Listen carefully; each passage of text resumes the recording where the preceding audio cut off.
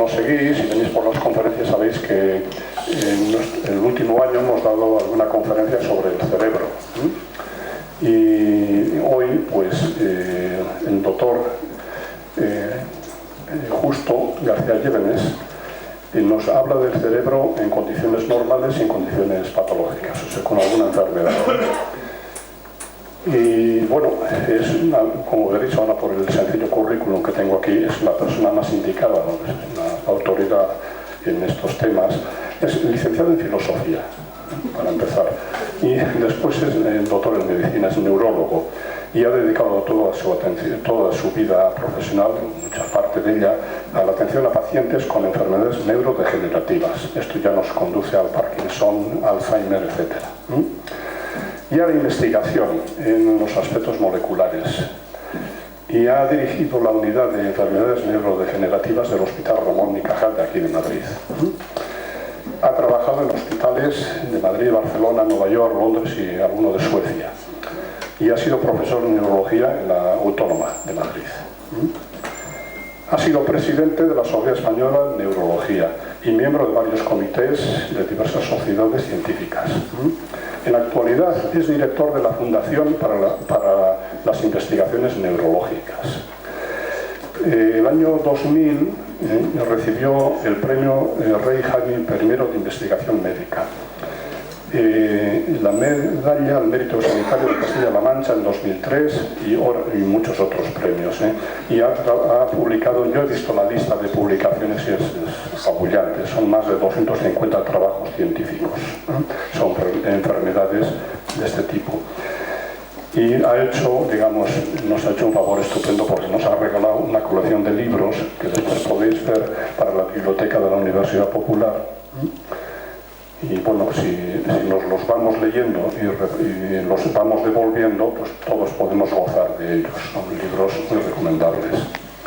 Y bueno, pues vamos a comenzar. Os recuerdo que sería estupendo si todos apagamos los teléfonos móviles. Es muy desagradable después el pitido. Muchas gracias y vamos a comenzar.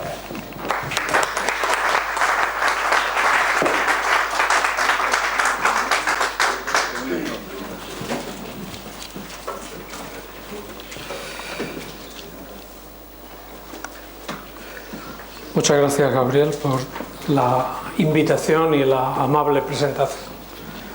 No pensaba que fuera a tener un 29 de abril en vísperas de un puente tanta audiencia. Pensaba que íbamos a estar en pequeño comité. Bueno, de cualquier manera lo que voy a hablar es un poco de las enfermedades neurológicas más frecuentes, fundamentalmente porque algunos de nosotros estamos destinados a pasar por ese camino si no fallecemos antes, habida cuenta de que son enfermedades muy prevalentes en las últimas edades de la vida, ¿no? Pueden interrumpirme en cualquier momento si alguien quiere alguna pregunta, alguna aclaración o algo de eso, pueden interrumpirme en cualquier momento. Básicamente voy a hacer una breve introducción explicando un poco lo que es el sistema nervioso y cómo funciona, y luego entramos en materia. Fundamentalmente hablaré de 3 modelos distintos de enfermedades neurológicas neurodegenerativas en función de su relación con elementos genéticos o con elementos ambientales, y al final haré una presentación breve sobre cuál es la interacción que puede haber entre la forma de vida y determinado tipo de enfermedades, en el sentido de cómo las enfermedades influyen en la forma de vida y cómo el modo de vida influye sobre la propia enfermedad. Para empezar con anatomía y composición del sistema nervioso. El sistema nervioso del hombre está compuesto de varias partes. En principio podemos distinguir la parte que está en la cabeza, que le llamamos el encéfalo, y a su vez está compuesto de cerebro, tronco cerebral y cerebelo, y la médula espinal. Esto sería el grueso del sistema nervioso central. Y el sistema nervioso central tiene la misión de que determinadas zonas del cerebro son responsables de determinado tipo de funciones. De tal manera que las funciones están localizadas en determinadas estructuras. Hay una estructura, por ejemplo, para la localización de la memoria, y hay otra estructura, pues por ejemplo, para la localización del lenguaje, y otra que es la que mueve los miembros, y así sucesivamente. Los neurólogos hemos ido aprendiendo esto, fundamentalmente en los últimos 2 siglos, en base a correlacionar, por una parte, determinado tipo de lesiones cerebrales con determinado tipo de déficit neurológicos.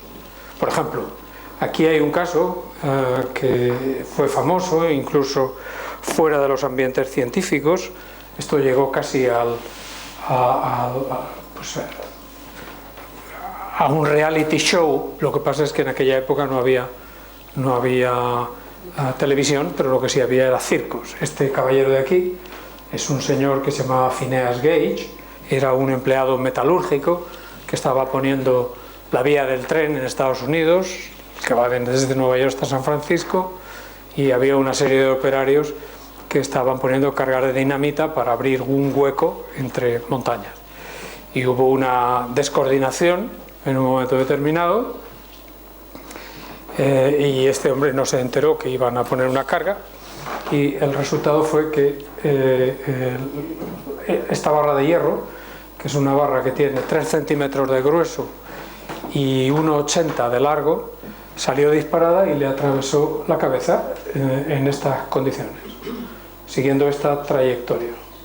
Le dejó ciego, perdió un ojo, salió por arriba, el señor sobrevivió, y este hombre, que era un empleado modélico hasta el momento del accidente, pues a partir de ese momento se convirtió pues en un caradura, en un sinvergüenza, en un obsceno, en un bravucón, etcétera, ¿no?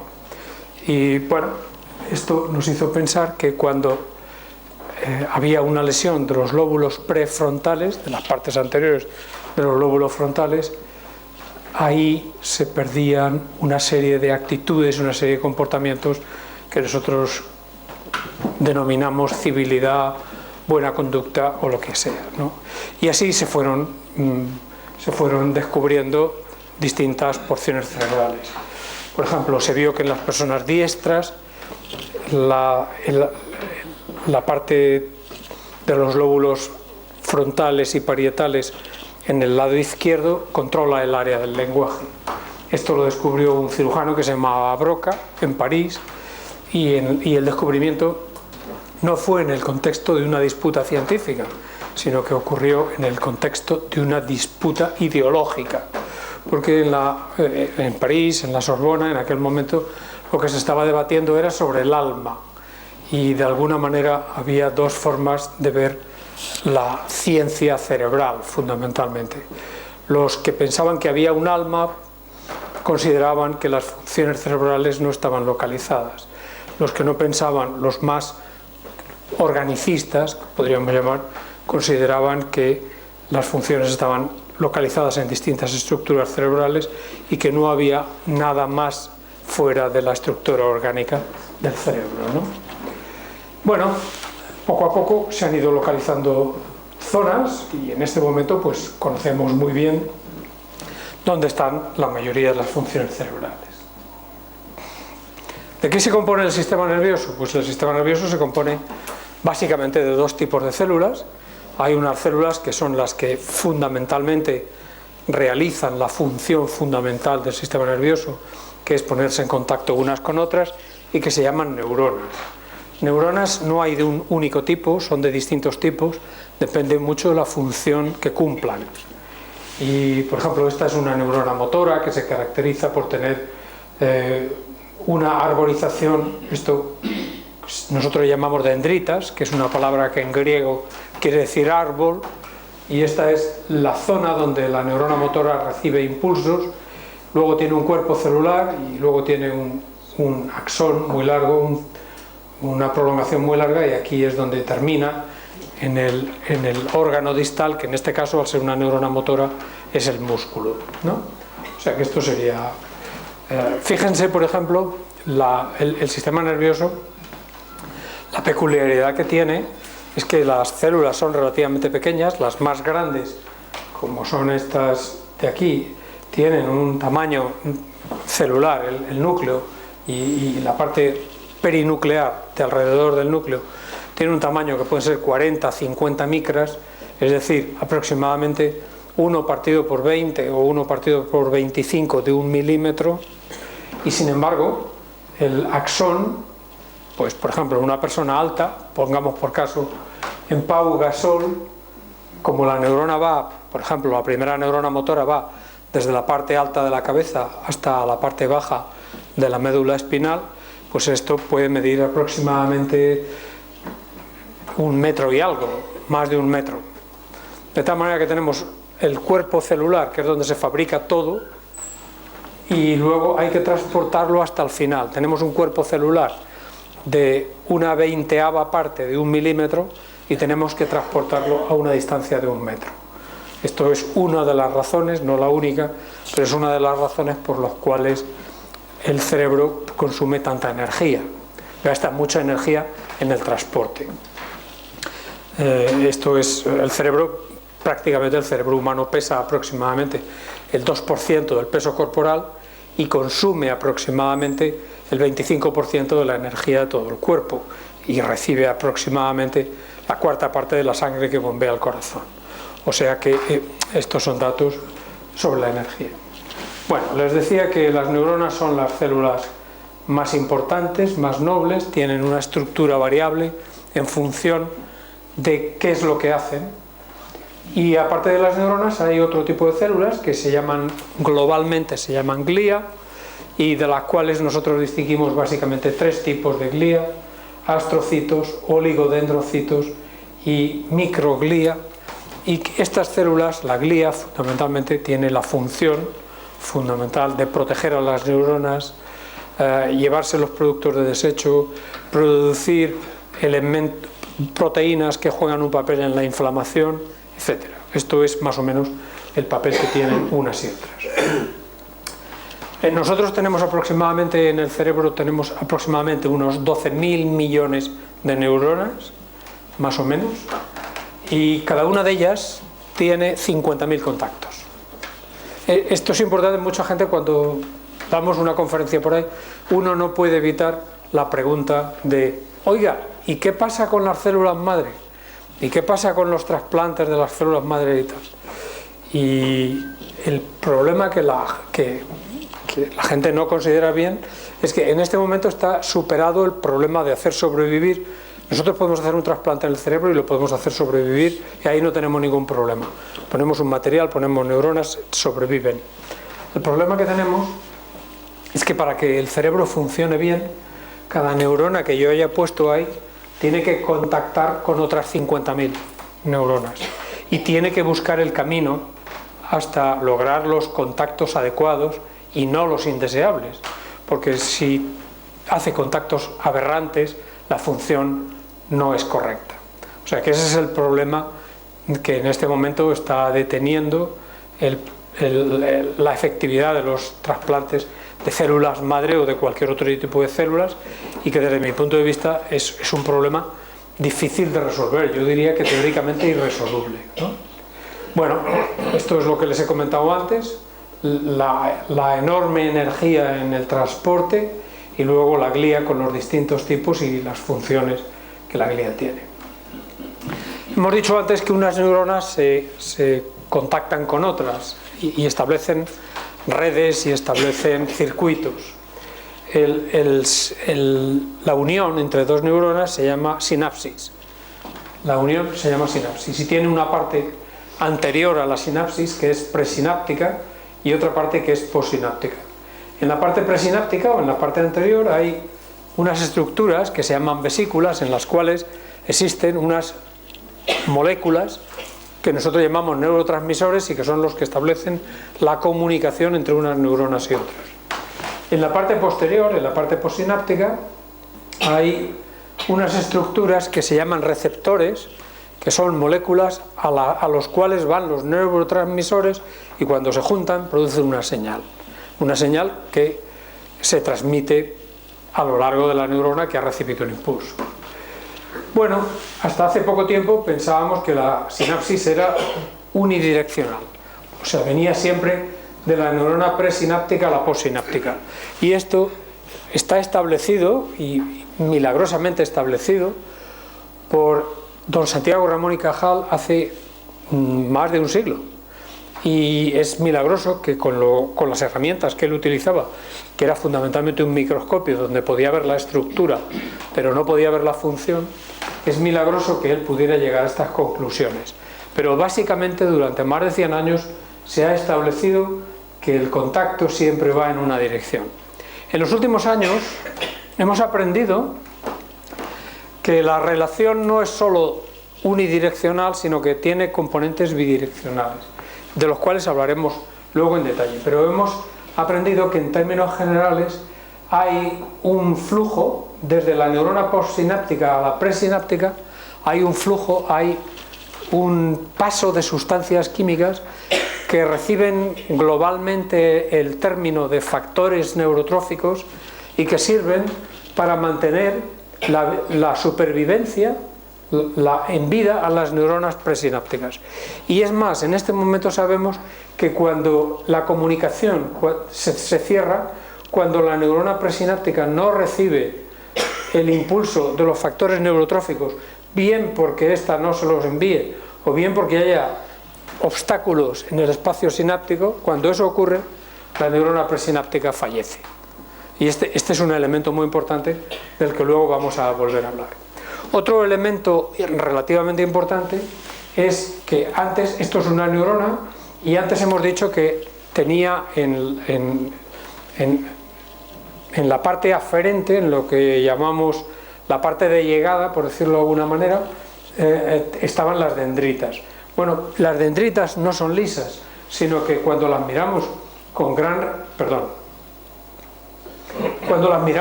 resolución, con técnicas de gran resolución, vemos que tienen unas estructuras que se llaman espinas dendríticas. Estas espinas se mueven y son lo que facilitan el contacto con otras neuronas. ¿De acuerdo? De modo que, en principio, para resumir un poco donde queríamos llegar, los factores tróficos facilitan la producción de neuronas, su supervivencia y la formación de circuitos. Y la diferenciación del sistema nervioso en distintos tipos de neuronas es lo que facilita la función. Las neuronas diferenciadas tienen distintas proteínas y se integran en distintos circuitos, y las neuronas que no están integradas son menos resistentes y tienden a desaparecer. Voy a ver si puedo mostrar un vídeo. Es un minuto con el ratón, ¿verdad? Genial. Es un minuto de vídeo, pero quería... el vídeo lo que pretende es mostraros cómo se correlacionan unas neuronas, cómo se buscan. Es un vídeo real, está hecho con neuronas en medio de cultivo, y lo que vais a ver como la neurona presináptica está buscando el contacto con la postsináptica. ¿Veis? Este de aquí es el presináptico, y ha ido buscando esto. ¿Podemos ponerlo otra vez? Sí, vendrá él ahora, ¿no? Ahora despacio, miráis, ¿veis esta? Está mandando una prolongación hasta que la encuentra. Y se unen. Y muchas veces cambian. O sea, primero se unen, no se unen físicamente, se justaponen y hacen una sinapsis, ¿no? Pero las neuronas son promiscuas en cuanto a sus relaciones. Si una neurona ve que con otra no le va bien, se cambia automáticamente. O sea, allí no hay monogamia.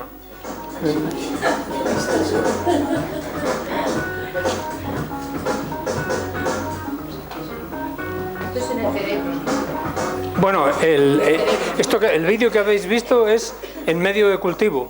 Lo que se ha hecho ha sido coger neuronas, ponerlas en una plaquita de Petri y ponerlas a cultivar, y entonces se ve ahí esto, ¿no? A ver, ¿cómo salimos de aquí? Gabriel.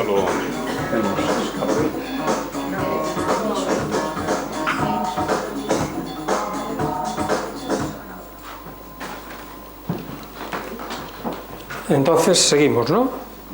Bueno, pues vamos con la segunda parte, que es el desarrollo del sistema nervioso, supervivencia y tal. En realidad prácticamente hemos tocado ya este tema, pero bueno, básicamente el sistema nervioso central se desarrolla a partir de una estructura que está en el embrión que se llama el tubo neural. El tubo neural es eso, es un tubo que va desde la cabeza hasta la cola, prácticamente, hasta el sacro. Y entonces ahí, en las porciones cercanas al tubo neural, se produce una proliferación de neuronas, y esa proliferación de neuronas, pues poco a poco va pasando.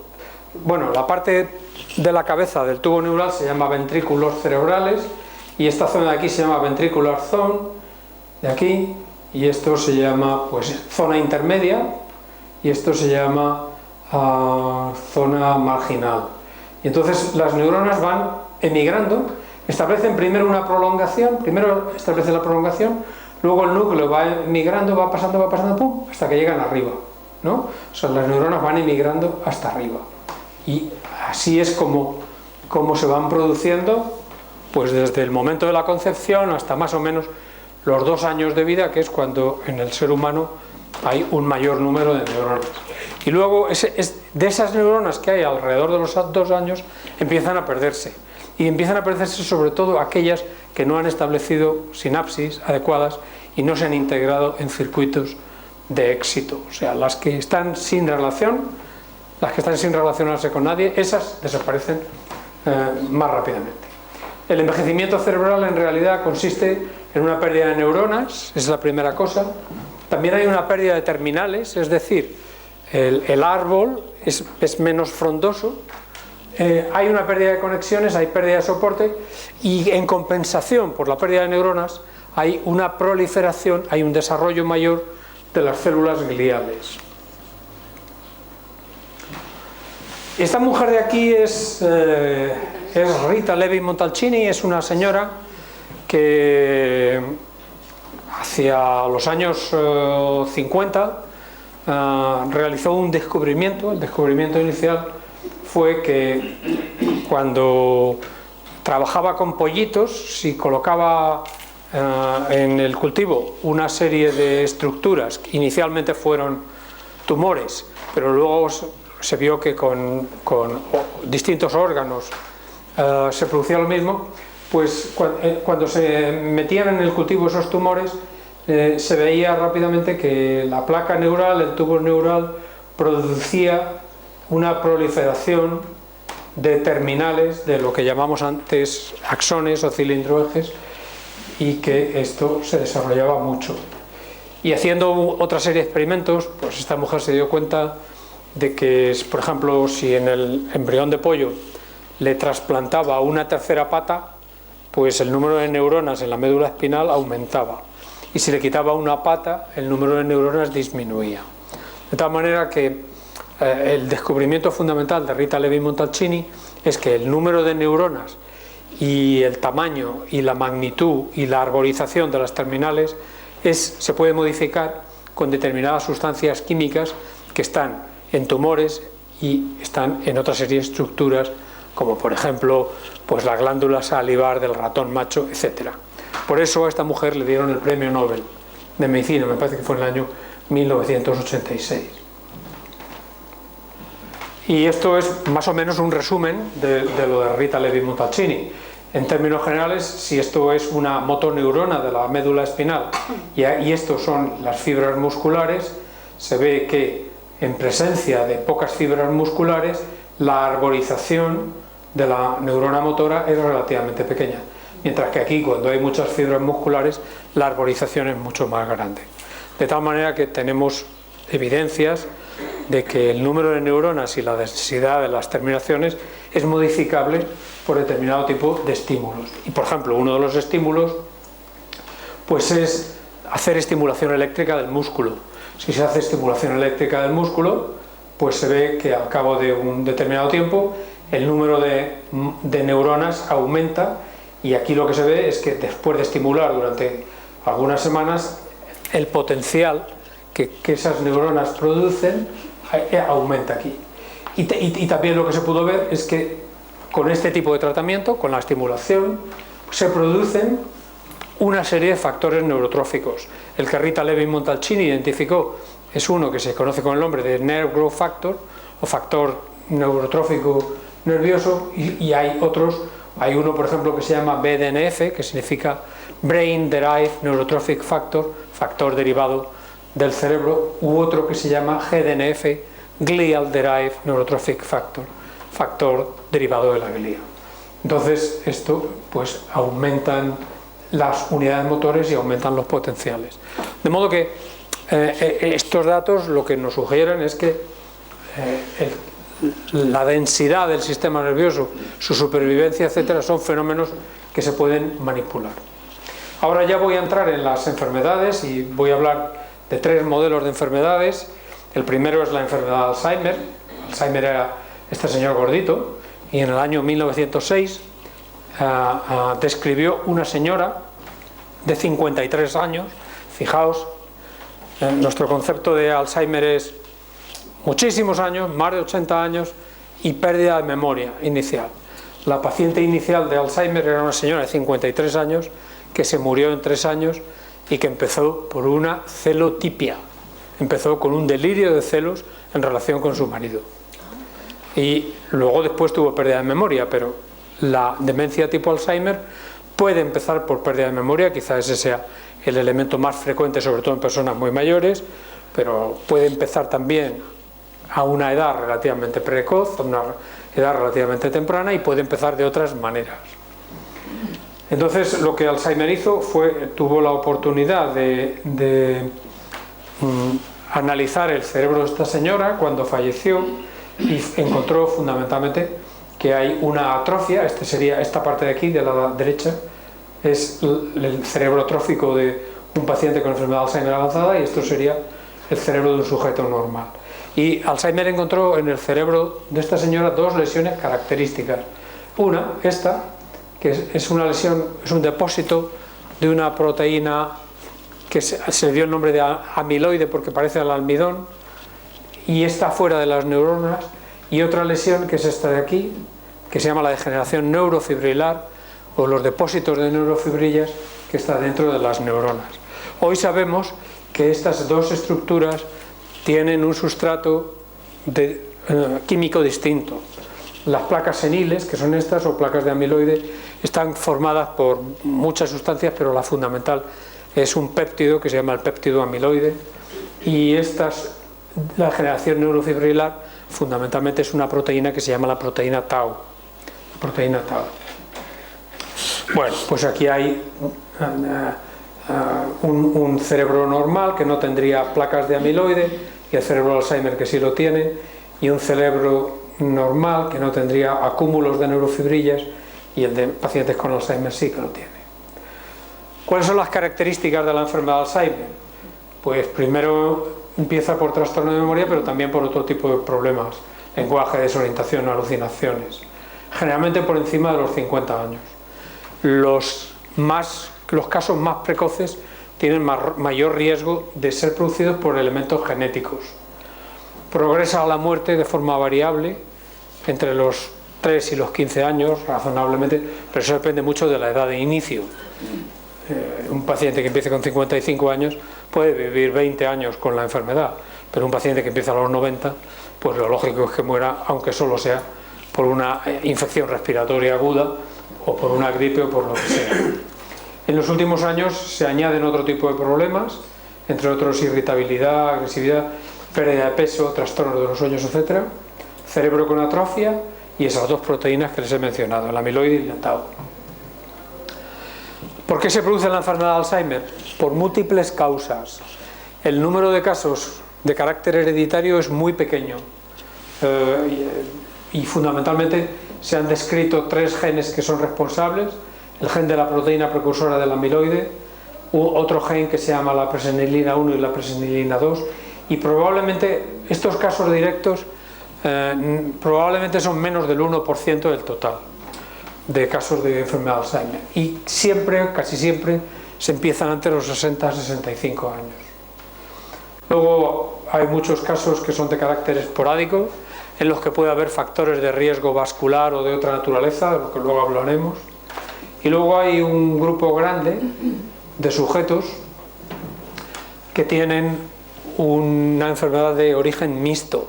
Tienen un factor de predisposición genética, que es una proteína que se llama el ApoE4, es una proteína que transporta colesterol, y cuando tienen la forma 4, el riesgo de enfermedad de Alzheimer está muy aumentado. Y luego, pues hay otros elementos, ¿vale? Esto es lo que les decía antes, las causas de la enfermedad de Alzheimer. A ver, perdón. Pues tenemos un porcentaje muy pequeño de causa genética, este porcentaje de aquí, estos 3 genes que he mencionado antes. Otro porcentaje de casos en los que hay un componente genético y elementos ambientales, y luego la mayoría, que sería prácticamente un 80%, que son de carácter prácticamente puro ambiental.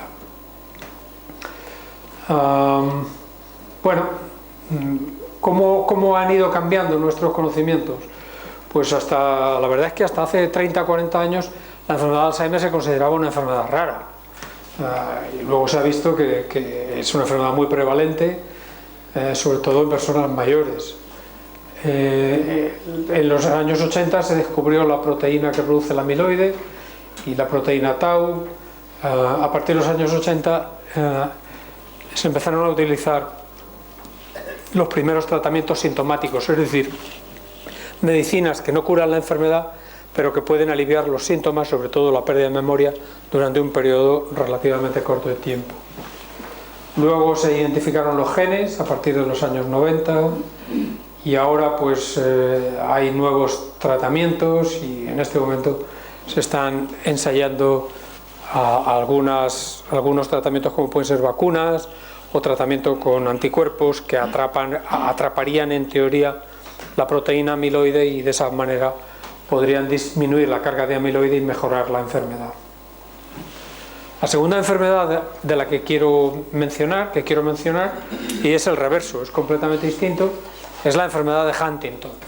Este hombre era George Huntington, es un médico de Nueva York que hizo la carrera en Long Island. Su padre era médico y él le acompañaba y vio ciertas familias en las que existía esta enfermedad. Él se fue a trabajar a Cincinnati, y cuando pidió ser admitido en el Colegio de Médicos de Ohio, le dijeron que de acuerdo, pero que diera una conferencia sobre algo que tuviera alguna experiencia en ello. Con todo lo que había visto con su padre, ahí hizo una publicación de media hoja, medio folio, en la Gaceta Médica de Ohio. Pero describió lo más importante de la enfermedad. Primero, que es una enfermedad hereditaria que se transmite de padres a hijos, que se caracteriza por trastornos del movimiento, de los cuales el más conocido es el corea, o baile, o danza.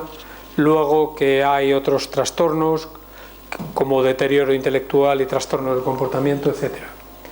La enfermedad de Huntington se produce también por una atrofia cerebral.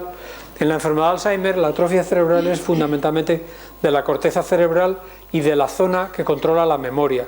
Esa zona se llama el hipocampo. Aquí la zona que se atrofia es fundamentalmente lo que llamamos los ganglios basales. Esta parte de aquí es una estructura que tiene que ver sobre todo con el control motor. Y esta señora de aquí es Nancy Wessler, es una psicóloga de Nueva York, hija de una madre huntingtoniana, ella a su vez huntingtoniana, pero que antes de presentar los síntomas de la enfermedad fue capaz de organizar una expedición científica que viajó durante muchos años a un sitio de Venezuela cercano al lago Maracaibo, donde hay una familia de alrededor de 5.000 miembros que descienden de un español que saltó en el año 1852 de un barco y dejó toda esa familia para localizar el gen. Y esta gente, después de varios años de trabajo, fueron capaces de localizar el gen de la enfermedad de Huntington. Aquí está Nancy Wessler con un niño afecto, y aquí está trabajando en el árbol familiar, que, como ven, ocupa varias paredes. Al final lo que se descubrió es que el gen responsable de la enfermedad de Huntington es la mutación responsable de la enfermedad de Huntington, es un triplete CAG, que codifica por un aminoácido que se llama glutamina, y la gente normal y corriente tenemos esa secuencia del ADN la tenemos de una longitud variable, pero siempre menos de 30 tripletes CAG. Mientras que la gente con enfermedad de Huntington tiene una secuencia alargada, generalmente más de 39 tripletes. Si tiene 39 tripletes, la enfermedad va a empezar sobre los 60-65 años y va a ser de carácter benigno. Si en lugar de 39 tripletes tiene 46 tripletes, pues la enfermedad va a empezar a los 35 años y se van a morir en 20 años. Y si en vez de esos tripletes, los 55 tienen 82, por ejemplo, pues la enfermedad empieza a los 4 o 5 años y se mueren antes de alcanzar los 10 o 12 años. O sea que la gravedad de la enfermedad depende del tamaño de la expansión. Bueno. Y esto es lo que se muestra en esta diapo. En esta diapo lo que se ve es que cuando tienen pocos tripletes, estos por ejemplo de 40, pues tienen una edad de inicio que estaría pues alrededor de los 55 años. Pero como ven es muy variable porque puede llegar desde 70 años hasta 35 y así sucesivamente. Es verdad que cuando tienen muchos tripletes, los que tienen 70 o 80 tripletes, pues ya prácticamente empiezan todos a tener los 20 años. Pero aquí es muy variable. Entonces eso quiere decir que hay otros elementos que juegan un papel en la enfermedad. Y esos otros elementos hay algunos de carácter genético, se han descubierto algunos otros genes que tienen un carácter modulador y también los hay de carácter ambiental. Y uno de los elementos de carácter ambiental fue identificado por uno de mis colaboradores en el Hospital Ramón y Cajal, que es el doctor José Luis López Sendón, que hizo un estudio en una serie de 940 pacientes de un registro europeo, y lo que hizo fundamentalmente fue preguntarles a los pacientes que cuánto habían estudiado, cuántos años estudió usted, y dividió la serie de los 940 en dos grandes grupos: los que no han llegado a la universidad, o sea, han dejado la educación antes de los 18 años, y los que han continuado después de los 18 años y han obtenido un título universitario, una titulación universitaria de la naturaleza que sea. Y lo que José Luis descubrió fue que los sujetos que han ido a la universidad, reconocen los síntomas de la enfermedad antes que los otros, o sea, son conscientes de los síntomas antes, probablemente porque la educación juega un enorme papel a la hora de ser capaz de reconocer los síntomas de la enfermedad, pero de promedio los que han venido a la universidad llevaban un curso de la enfermedad más benigno que los que no habían ido a la universidad. Y la diferencia podía ser más o menos 3 años. O sea que un señor, por ejemplo, de 55 años que hubiera ido a la universidad estaba como uno de 52 con los mismos tripletes que no hubiera ido a la universidad, más o menos. Y esto era una cosa muy importante porque luego hablaremos del impacto de la educación en la enfermedad de Alzheimer. Pero la enfermedad de Huntington es una enfermedad que, aunque tiene aspectos cognitivos, nosotros la consideramos fundamentalmente una enfermedad motora. Y entonces era sorprendente encontrar que en una enfermedad motora el trabajo intelectual era capaz de tener un efecto protector. Y por último, la última enfermedad de la que quiero hablar es la enfermedad de Parkinson. Parkinson es este señor y describe una enfermedad que en aquel momento, tal conforme él la describe, es una enfermedad puramente motora y que se caracteriza, en su descripción inicial, se caracteriza por 3 elementos. 1, temblor en reposo. 2, posturas anormales en flexión, como estos señores que hay aquí. Y 3, lentitud de movimientos. A Parkinson se le escapó un cuarto síntoma muy importante motor, que es lo que nosotros llamamos rigidez muscular. Y por eso algunos autores piensan que Parkinson no vio a los pacientes en su consulta, sino que los vio en la calle, porque temblor, cambios posturales y movimientos lentos son 3 fenómenos observables a simple vista, pero la rigidez requiere que uno toque al paciente, requiere que uno coja el brazo del paciente y lo mueva arriba y abajo en uno o en otro sentido. Bueno, la enfermedad de Parkinson sabemos que básicamente se debe a una lesión en el tronco cerebral, en esa parte que está por debajo del cerebro, en la unión con la médula espinal. En ese tronco cerebral hay una parte que se llama sustancia negra, y aquí tendríamos la sustancia negra de un sujeto normal, y esta sería la sustancia negra, que aquí no es negra, sino prácticamente desaparecido, de un sujeto con enfermedad de Parkinson. La parte que más se afecta es la parte lateral de la sustancia negra, y la parte medial, está del centro, sobrevive mejor, aguanta un poco más.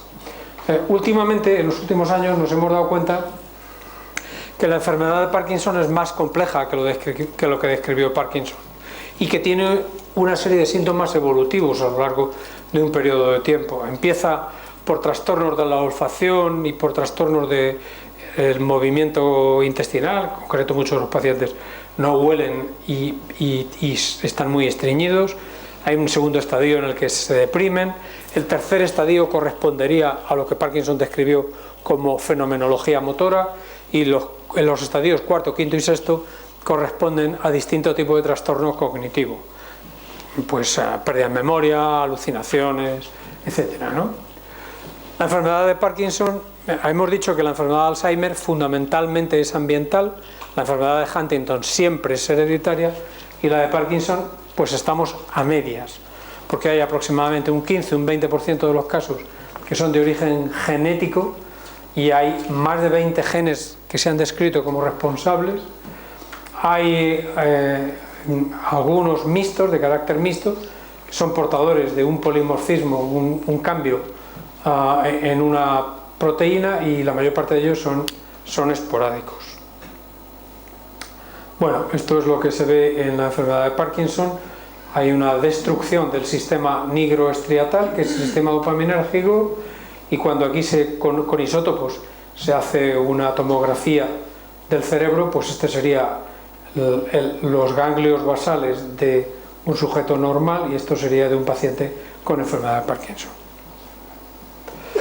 La enfermedad de Parkinson, afortunadamente, de las enfermedades hereditarias, es la que tiene un tratamiento mucho más fácil, y la persona que encontró el primer tratamiento para esta enfermedad es el profesor Arvid Carlsson, que es otro premio Nobel de Medicina, en este caso del año 2000, y le dieron el premio Nobel fundamentalmente por este experimento.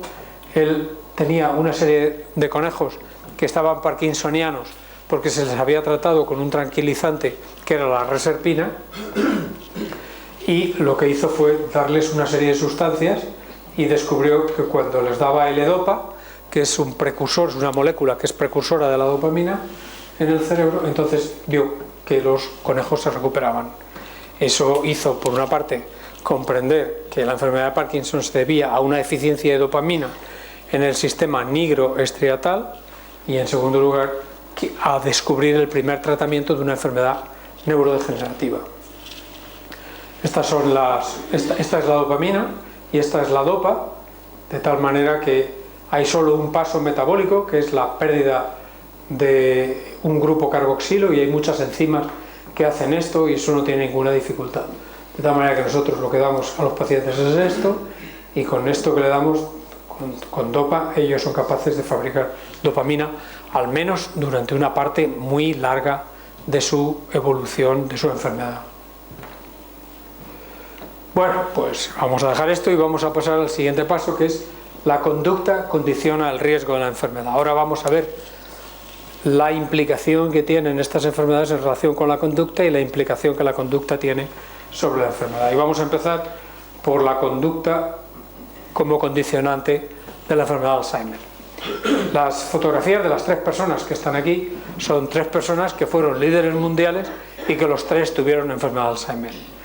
Y si son personas que consiguieron grandes cosas en su vida, pero no podemos decir de ellos, de ninguna manera, que fueran intelectuales, profundos, gente muy trabajada desde el punto de vista intelectual. Eran personas muy vivas, listos, hábiles, capaces de conseguir cosas que otros contemporáneos.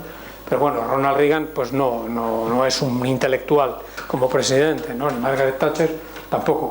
Ustedes me dirán, bueno, hay intelectuales y políticos, es que no es un oxímoron entre una cosa y otra. Bueno, en la época en que ellos vivieron, pues había varios líderes europeos coetáneos de Margaret Thatcher que tenían otra altura desde el punto de vista intelectual. Hubo presidentes de los Estados Unidos más brillantes desde el punto de vista intelectual que Ronald Reagan, etc. Entonces, ¿a dónde nos lleva esto? Pues esto nos lleva a intentar estudiar cuál es el impacto que la educación tiene sobre el desarrollo de la enfermedad de Alzheimer. Y la primera cosa sorprendente es cómo nos preocupamos de la educación, que es algo que ocurre en los primeros años de la vida de una persona, algo que ocurre antes de los 20 años, podríamos decir 25 años, con una enfermedad que empieza, en la mayor parte de los casos, después de los 75.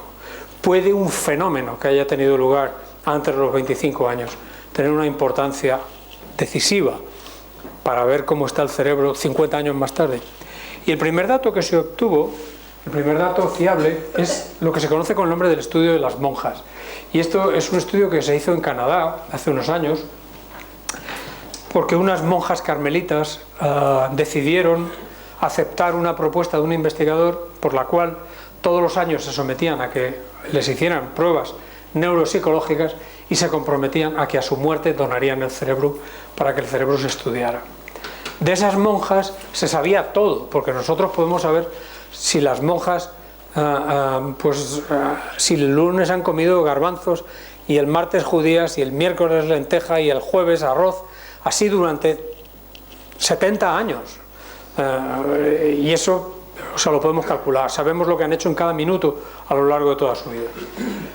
Y afortunadamente en esta orden religiosa se conservaban unos documentos muy sencillos en los cuales en el momento de profesar a las monjas se les habían preguntado dos cosas. Una, descríbase a sí misma y a su familia. Soy fulana de tal, vengo de Michigan, mi padre es enfermero, mi madre es profesora. Tengo 3 hermanos que se llaman como sea, ¿no? Y la segunda pregunta, diga usted por qué se ha hecho monja. Pues cada uno contaba allí su historia. Y entonces, al cabo del tiempo y teniendo en cuenta todas las variables que eran perfectamente conocidas y que eran iguales en todas ellas, lo que se hizo fue un análisis de lo que podríamos llamar la densidad de amiloide en el cerebro. Es decir, a más amiloide en el cerebro, más patología Alzheimer. Y se comparó eso con el contenido de los textos que las monjitas habían escrito a los 18 años, en el momento de profesar. Y se comparó con la sintaxis, la riqueza verbal, el vocabulario, la corrección lingüística, etc. Y se vio que cuando las monjas tenían un mayor desarrollo intelectual a los 18 años de edad, cuando se morían 60, 70 años más tarde, el cerebro estaba más libre de amiloide que en las que a los 18 años se expresaban con mayor torpeza, cometían errores sintácticos, etcétera, etcétera, etcétera. O sea que sí, la conclusión de este estudio es sí, lo que ocurre durante los primeros años de la vida puede tener una trascendencia enorme en relación con lo que va a pasar al final de la vida.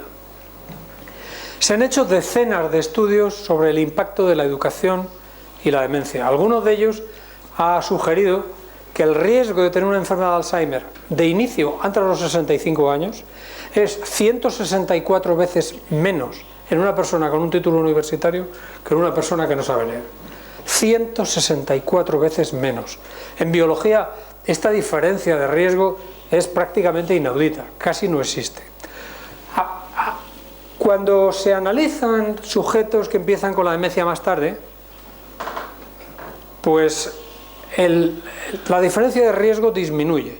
Y por ejemplo, a los 85 años, el riesgo de desarrollar una enfermedad de Alzheimer a los 85 años es solo 4 veces mayor en el analfabeto que en el universitario. Pero aún así 4 veces es enorme, la diferencia es enorme. Durante muchos años hemos dicho que la enfermedad de Alzheimer era una enfermedad de mujeres. Ahí hemos dicho que es mucho más frecuente en mujeres, tal. Pero no nos hemos dado cuenta de que cuando nosotros analizamos personas que, por ejemplo, en el año 2000, pongamos por caso una época más o menos central a la realización de estos estudios, cuando nosotros analizamos en el año 2000 sujetos que tienen 80 años, es decir, gente nacida alrededor de 1920, el número de universitarios o el cociente de universitarios nacidos en 1920 es mucho mayor entre los caballeros que entre las señoras. Mucha más gente fue a la universidad en 1940 de varones que de mujeres en todas partes del mundo. Y en concreto hay un estudio que se realizó en Israel, en Ascalón, en el que se comparó el riesgo de demencia en mujeres y en varones, pero simplemente comparando los que tenían la misma educación. O sea, vamos a comparar mujeres con varones, pero mujeres universitarias contra varones universitarios, mujeres con educación de grado medio contra varones con educación de grado medio, y analfabetos contra analfabetas. No hubo diferencias, o sea que no sabemos, porque durante muchos años hemos estado especulando que si era la menopausia, que si tal, que si igual. Bueno, puede ser que sea la menopausia, pero puede ser que sea menos educación, han estado más tiempo en su casa, no han tenido tanta relación social, o sea que de alguna manera es intrigante. ¿Qué sabemos ahora que aumenta el riesgo de enfermedad de Alzheimer? Pues sabemos que aumenta el riesgo esa proteína que he dicho, transportadora del colesterol, la inactividad, tabaco, diabetes, colesterol, infartos cerebrales, tener una depresión, tener enfermedad de Parkinson es un riesgo para tener Alzheimer, haberse dado golpes en la cabeza, tener enfermedad coronaria, tener una enfermedad que se llama el trastorno de memoria leve, alcoholismo, soledad, la edad, el ser mujer, la televisión. ¿Aumenta la televisión el riesgo de Alzheimer? No lo sabemos, pero solo hay un estudio, y es malísimo desde el punto de vista metodológico. Se realizó en Estados Unidos hacia los años 60 o 70, y es un estudio retrospectivo, de tal manera que lo que se hacía era preguntar a toro pasado: ¿ha visto usted mucho la televisión a lo largo de su vida? Y entonces se decía, pues este la vio 1 hora de promedio, este 2 horas de promedio, 3 horas de promedio, preguntando a los pacientes, a los sujetos y preguntando a los familiares. Y los resultados del estudio, que digo que, como digo, es muy malo desde el punto de vista metodológico, y habría que hacerlo de otra manera, mostraron que por cada hora de televisión diaria aumenta el riesgo de Alzheimer un 33%. Eso quiere decir que 3 horas de televisión diaria doblan el riesgo de enfermedad de Alzheimer. Metodológicamente malo, probablemente nunca se haga un estudio como Dios manda, de estas características, pero es un elemento que hay que tener en consideración. Y luego disminuyen el riesgo, pues esto que he puesto aquí, que básicamente es lo contrario de lo anterior. En vez de tener un genotipo ApoE4, tener un genotipo ApoE2, que es el contrario, vivir con otras personas. Se sabe, por ejemplo, que las personas que están casadas tienen menos riesgo de enfermedad de Alzheimer que los que están solteros. Es verdad que hay gente que dice, hombre, es que el que aguanta un matrimonio aguanta todo lo que le echen, ¿no? Vale, puede ser, es una objeción válida, pero eso es así, ¿no? Tocar un instrumento musical, hacer ejercicio físico, todo ese tipo de cosas, ¿no?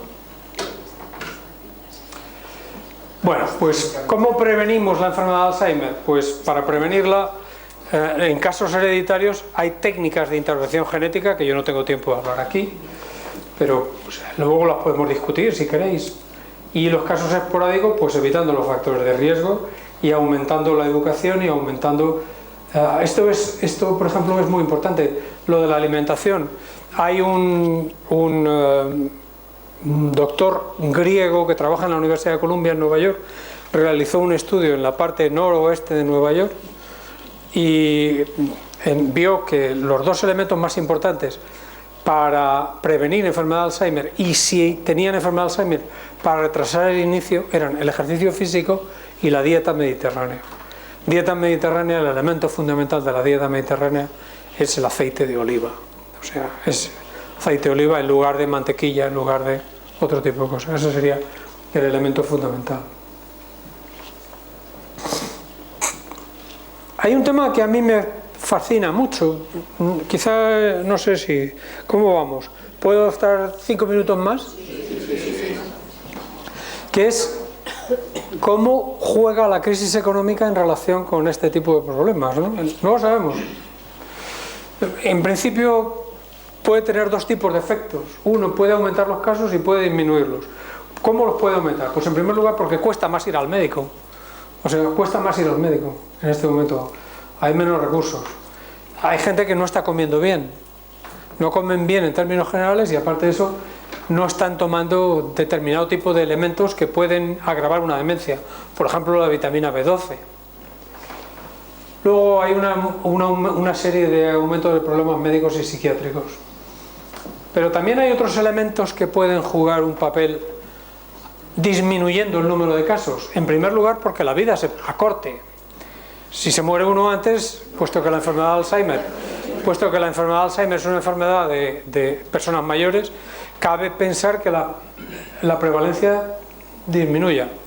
Otro elemento que habría que considerar es que hemos pasado de familias de 2 personas o a veces de 1 persona a que los abuelos mantengan a la familia con su pensión. Eso está produciendo reagrupamiento de la familia y abuelos más estimulados. O sea, a cualquier instituto o cualquier colegio que vayan ustedes a las 4 o 5 de la tarde a recoger nietos, verán que un porcentaje muy importante de la gente que recoge a los niños son los abuelos. Los abuelos están más estimulados, antes estaban solos, se pudrían en un piso de Madrid, solos, sin que nadie les prestara ninguna. Y luego hay otro elemento, y es que gente que no encuentra trabajo, sobre todo entre la gente joven, y que abandonaron los estudios a los 17 años para irse a trabajar de camarero en Ibiza, pues hay algunos de estos que están volviendo a las escuelas, de tal manera que no sabemos lo que puede pasar. Por ejemplo, hay un dato espectacular de lo que pasó en lo que entonces era la Unión Soviética. Cuando se rompió la Unión Soviética, tuvieron una crisis económica muy importante y tal y cual. Y de alguna manera la esperanza media de vida en aquel tiempo, hacia el año 1991, fue de alrededor de, no veo aquí bien, pero bueno, estos serían 65, 63, 58, 7 años de esperanza media de vida. Se perdió en el caso de los varones y en el caso de las mujeres, pues alrededor de 4 años. Eso es una barbaridad. O sea, si la crisis produce aquí una pérdida de esperanza media de vida de 7 años, esto es el impacto de una guerra. O sea, puede tener un impacto brutal que no sabemos.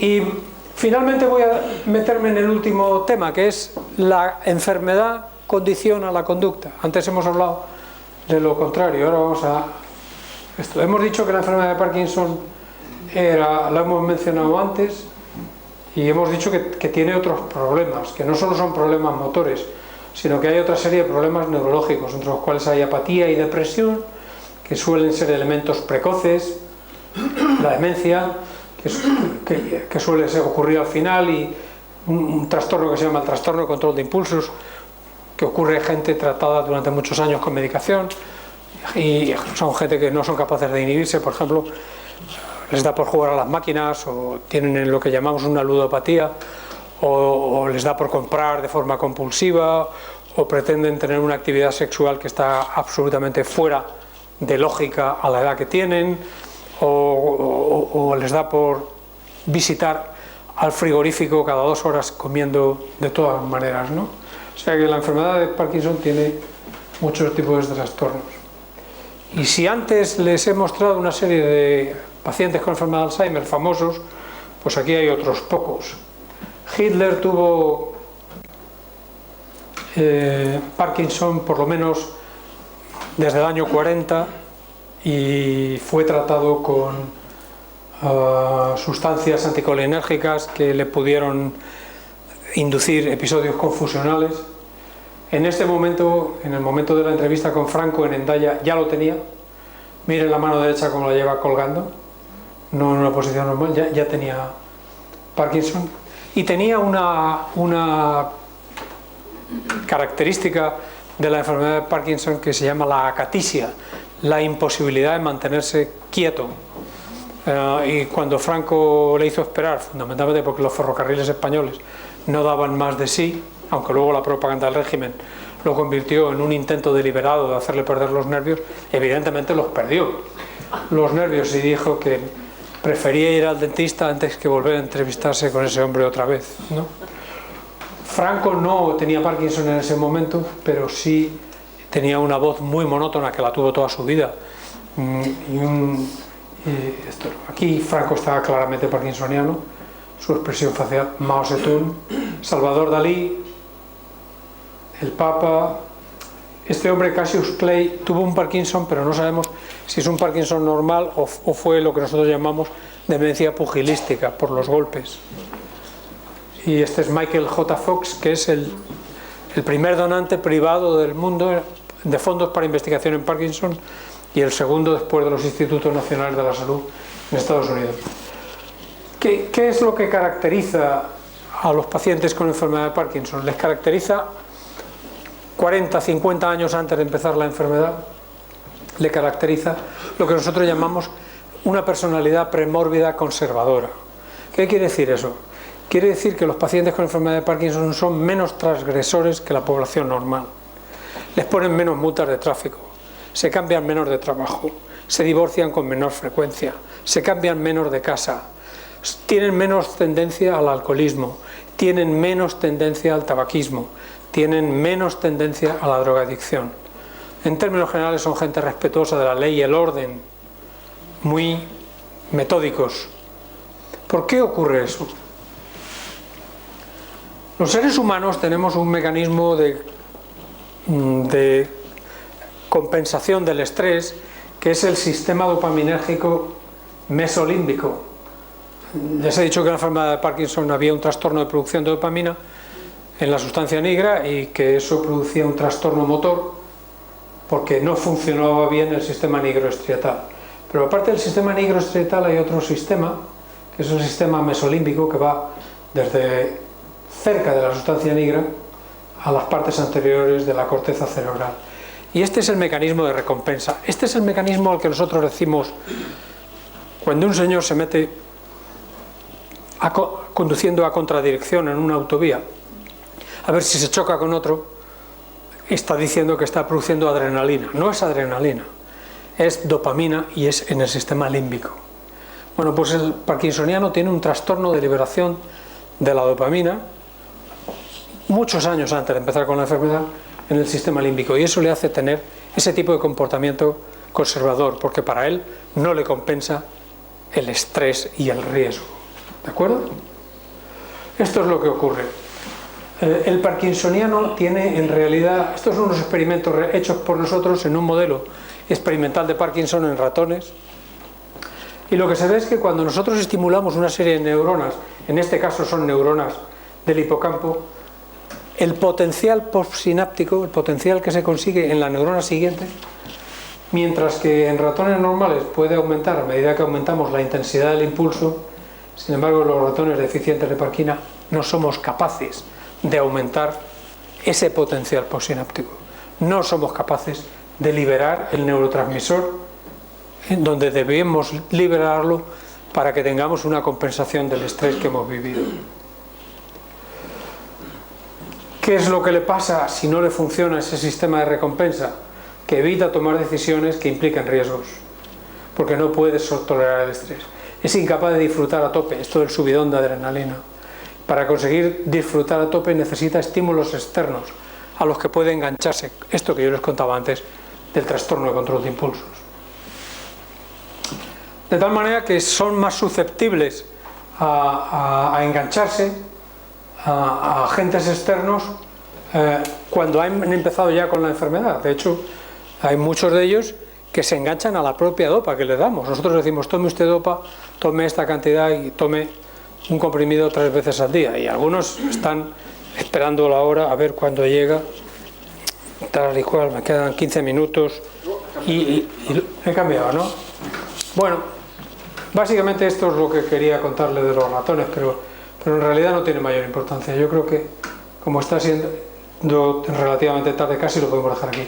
Quizá mostrarle esta diapo en la que lo que quería enseñarle es que para liberar dopamina, para producir esa comunicación entre dos neuronas, la presináptica dopaminérgica y la postsináptica dopaminérgica, hay dos elementos. Uno, que es el normal, que conocemos normalmente, que es el impulso nervioso, y el otro que es un impulso farmacológico que es con anfetamina. Y mientras que el impulso nervioso normal, el parkinsoniano, un ratón Parkinson, antes de desarrollar Parkinson, pero ya con el gen mutado, lo hace normalmente. Sin embargo, con anfetamina tiene una disminución de la respuesta. Yo creo que esto lo voy a dejar aquí. Bueno, yo creo que es suficiente, ¿no? No os aburran.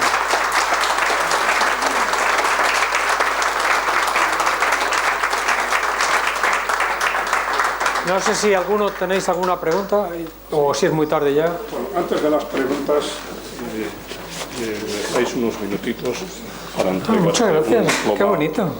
Bueno, es un recuerdo, ¿verdad? Está muy bien, muchas gracias. Y un pequeño regalo. Muchas gracias. También muy humilde.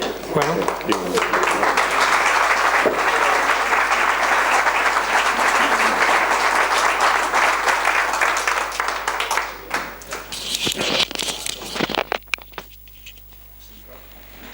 Muy tarde, ¿no?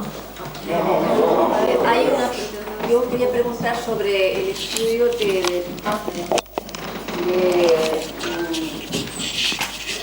Alzheimer en las personas con síndrome de Down. El síndrome de Down. ¿No? Sí. ¿Qué puede dar? ¿Qué edades? Porque parece que envejecen antes y, en fin, ¿cómo se puede detectar? A ver, las personas con síndrome de Down tienen 3 cromosomas 21. Está triplicado, ¿no? Nosotros tenemos 46 cromosomas, de los cuales hay 22 pares de cromosomas y luego hay otros 2 que son los cromosomas sexuales. El XX, en el caso de la mujer, o el XY, en el caso del varón. Los chicos con el síndrome de Down tienen 47 cromosomas. Y el 21 está triplicado. Hay 3 copias del cromosoma 21. En el cromosoma 21 está el gen de la proteína precursora de la amiloide. Esa proteína que hemos visto que se deposita en la enfermedad de Alzheimer.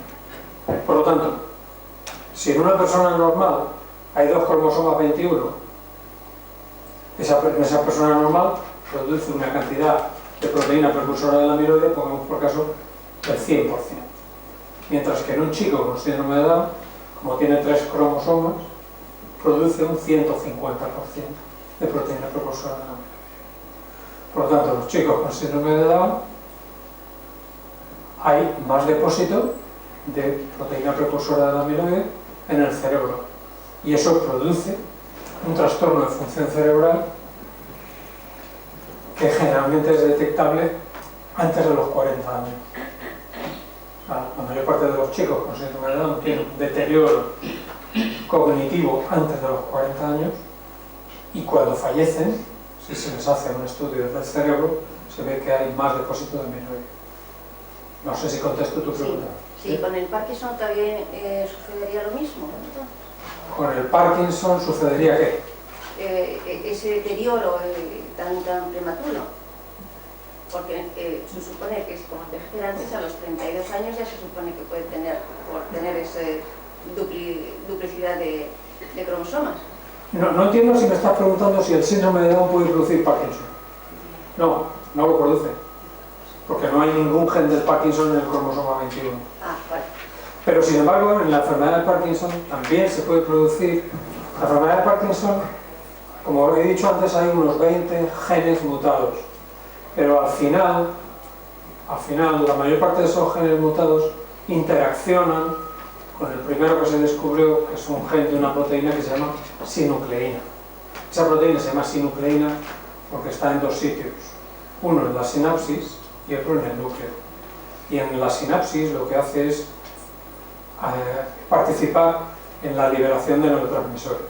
Entonces, el resto de los genes que se han implicado en la enfermedad de Parkinson interaccionan con la sinucleína. Uno de los genes, por ejemplo, ese que está mutado en los ratoncitos que yo he presentado, es necesario para que la sinucleína se localice en una región de la neurona. Si ese gen le anulamos, la sinucleína no se queda fija en esa parte de la neurona, se queda flotando, y flotando en el citoplasma hace gamberradas que no debería hacer. Otro gen, por ejemplo, que interfiere con la sinucleína es un gen que se llama Se descubrió en parte en España, en el País Vasco, y los investigadores españoles quisieron darle el nombre de dardarina, que es dardar. Dardar es una onomatopeya que significa temblar en vasco. Y quisieron darle ese nombre. Pero no ha triunfado ese nombre. Y tiene un nombre horrible e impronunciable, que es Leucine Rich Repeat Kinasa, LRRK2, y bueno, así se le conoce, ¿no? Y entonces esa kinasa lo que hace, las kinasas son unas enzimas que lo que hacen es que meten fósforo en otras proteínas. Y lo que hace esa kinasa es meter fósforo a la sinucleína, con lo cual la modifica y no funciona bien. Pero, por ejemplo, en la enfermedad de Parkinson se ha visto que una razón por la que uno puede tener un Parkinson hereditario es porque el gen de la sinucleína, de esa proteína, está en el cromosoma 4, esté multiplicado. O sea, en la mayor parte de nosotros tenemos un gen de la sinucleína en cada uno de nuestros cromosomas 4. Pues hay pacientes con la enfermedad de Parkinson que pueden tener dos genes de sinucleína, uno detrás de otro, con lo cual producen el doble. Se conoce que cuando se abre el ADN para replicarse ahí, en lugar de producir una copia de la sinucleína, produce dos copias. O sea, una, dos. Y otros que tienen tres copias, 1, 2 y 3.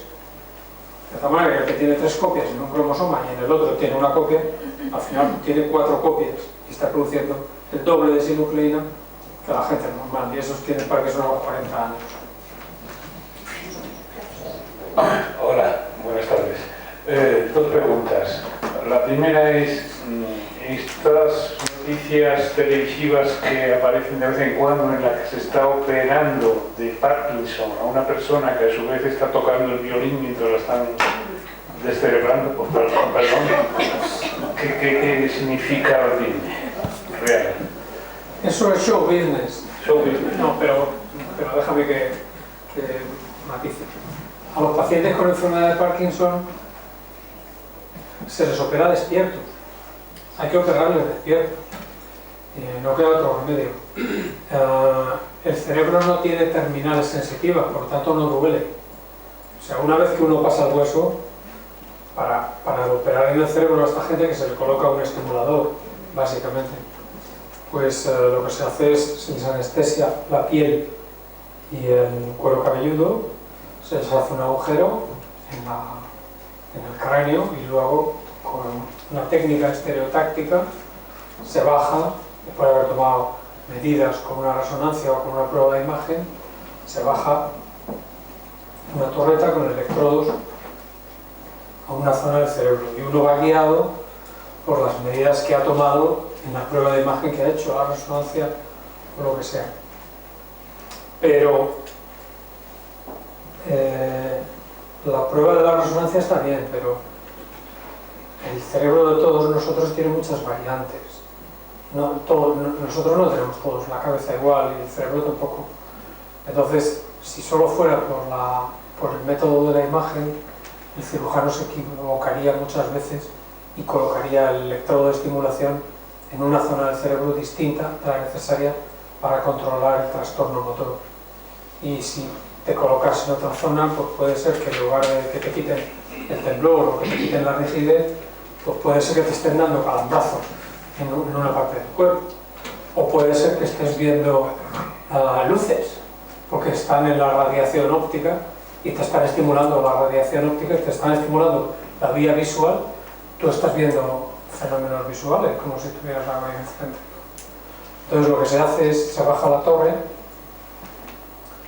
y hay una persona que está explorando al paciente y esa exploración pues, puede ser hacer así, haga usted esto. Entonces, pues evidentemente si en un momento determinado estás parkinsoniano absoluto y estás así y no puedes ni separar los dedos y en el momento en que te están estimulando en una zona determinada eres capaz de hacer esto, pues estás en la zona buena. O sea que eso es lo que se hace. Lo del violín, pues hombre, evidentemente si uno es capaz de hacer un movimiento más complejo que de hacer esto, pues hace el violín o hace lo que sea, ¿no? O escribe o lo que sea. O sea, la cirugía en términos generales, la cirugía estereotáxica se hace en sujetos despiertos que están colaborando y lo que el cirujano busca es cuál es la zona del cerebro en la que se obtiene una mejor actuación motora. Eso básicamente es lo que se está buscando. ¿Esa era tu primera pregunta? Sí, gracias. La segunda es el síndrome este de Asperger. Sí. Sí. También es una enfermedad neurológica. Sí, es una enfermedad neurológica. No es algo de lo que yo entienda, porque yo me dedico a gente mayor, a enfermedades de gente mayor. El autismo, síndrome de Asperger, es un trastorno de niños y hay lesiones en determinadas zonas del cerebro, fundamentalmente en la corteza temporal hay lesiones con las cuales estos niños tienen dificultad para relacionarse con gente. Vale. Buenas tardes. Mi madre y mi abuela tienen, mi madre, mi abuela y yo, temblores. Y les dijeron siempre que esto no es la enfermedad de Parkinson, que se llama temblor esencial. ¿Cuál es la diferencia? ¿Qué es una cosa y qué es la otra?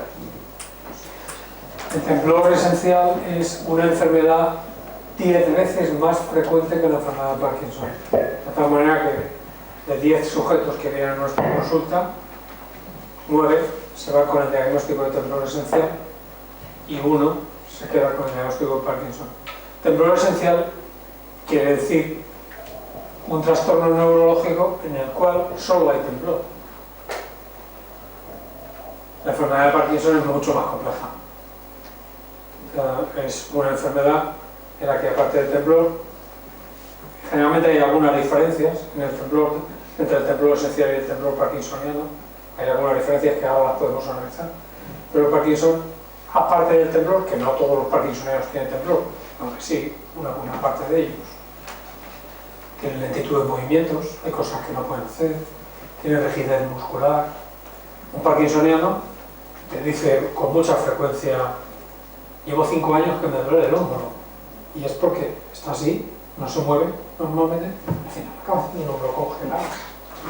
Un parkinsoniano es un señor que sentado en una silla de un coche necesita ayuda de otra persona para salir, o lo tiene muy difícil. O sea que la diferencia fundamental es que el temblor esencial, en teoría, es un fenómeno aislado, mientras que el Parkinson es uno de los múltiples síntomas de la enfermedad y generalmente el menos invalidante.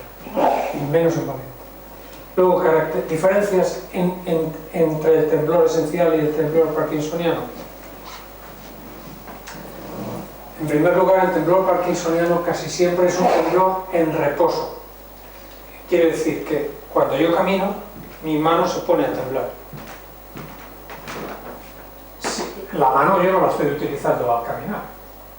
O sea, yo camino, estoy utilizando las piernas, estoy moviendo las piernas, y la mano que está quieta empieza a temblar. Me tumbo en una silla y empiezo a temblar las manos y los pies. Me tumbo en una camilla, muchas veces ocurre esto, empiezan a temblar las manos y los pies. El temblor parkinsoniano, como digo, es un temblor en reposo. Y generalmente cuando el parkinsoniano mueve la mano para llevarse algo a la boca, generalmente el temblor disminuye e incluso puede llegar a desaparecer. El temblor esencial generalmente tiene 2 elementos: o temblor postural o temblor cinético. Y si es temblor cinético, puede ser del inicio del movimiento, de la parte media del movimiento o del final del movimiento.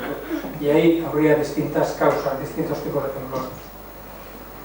El temblor parkinsoniano tiene una frecuencia aproximada de 4 hercios. O sea, nosotros ponemos un electrodo aquí, registramos y hay 4 sacudidas por segundo, más o menos. El temblor esencial por encima de 6. O sea que no siempre es así, pero...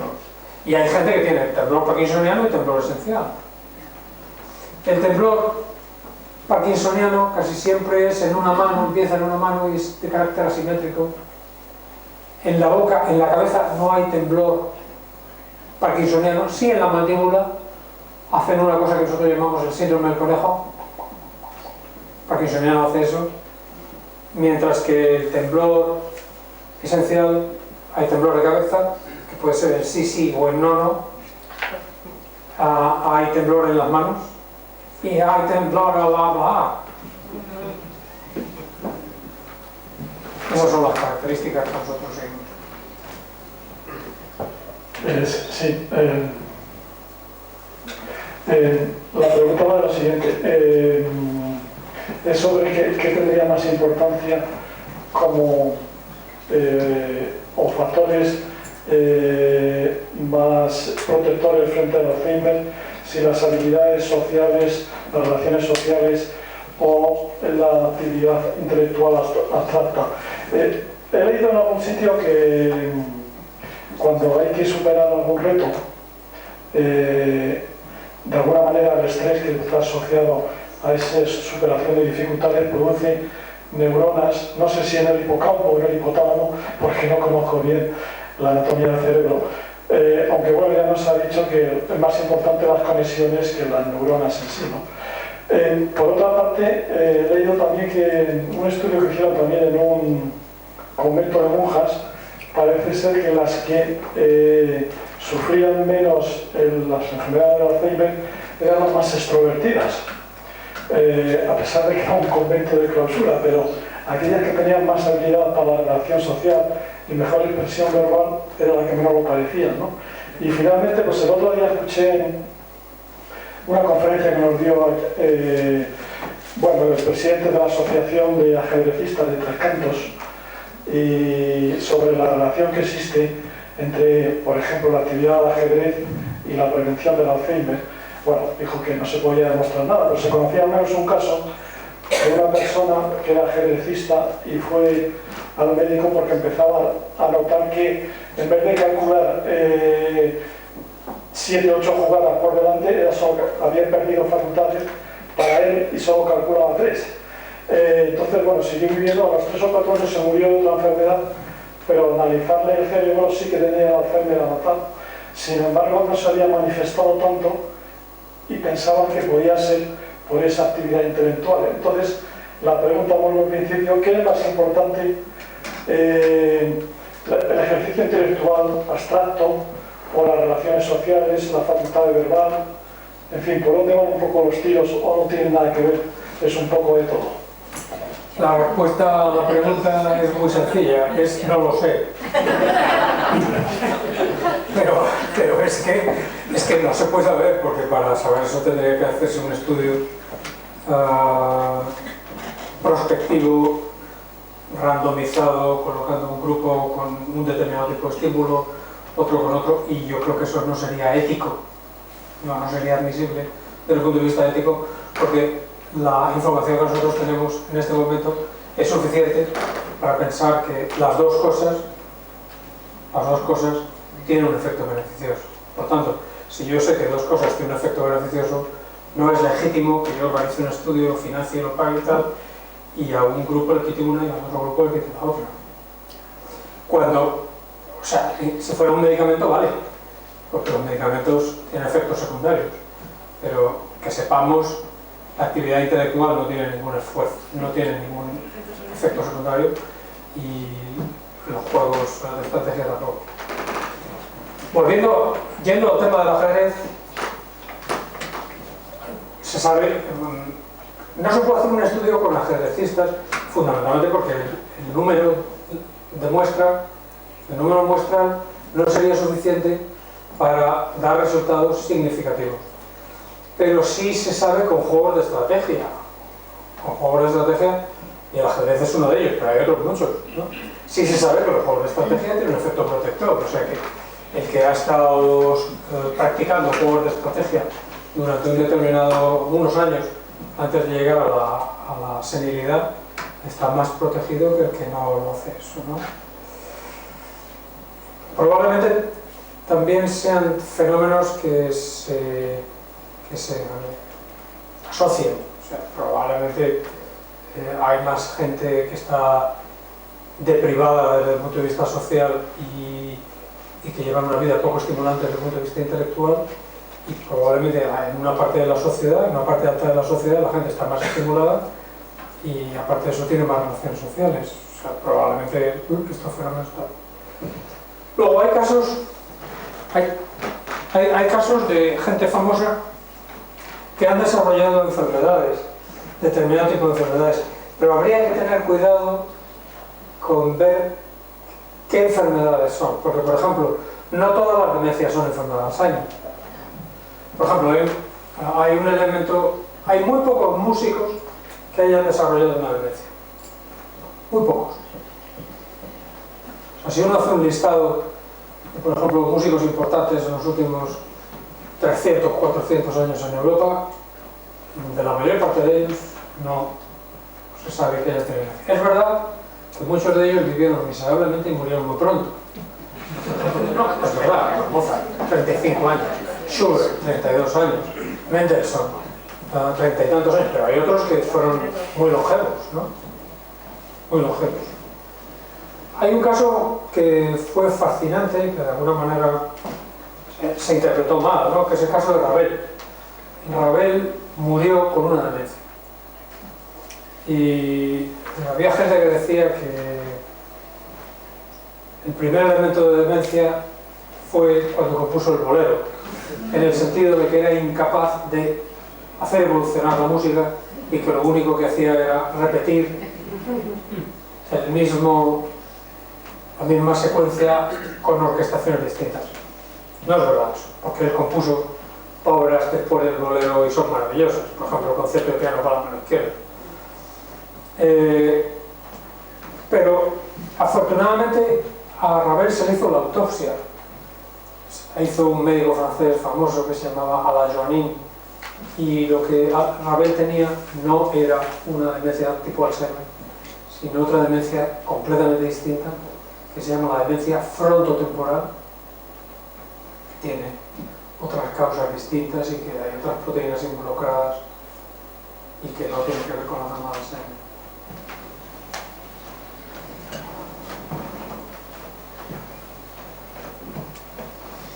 Bueno, yo creo que nadie más tiene preguntas. Gracias.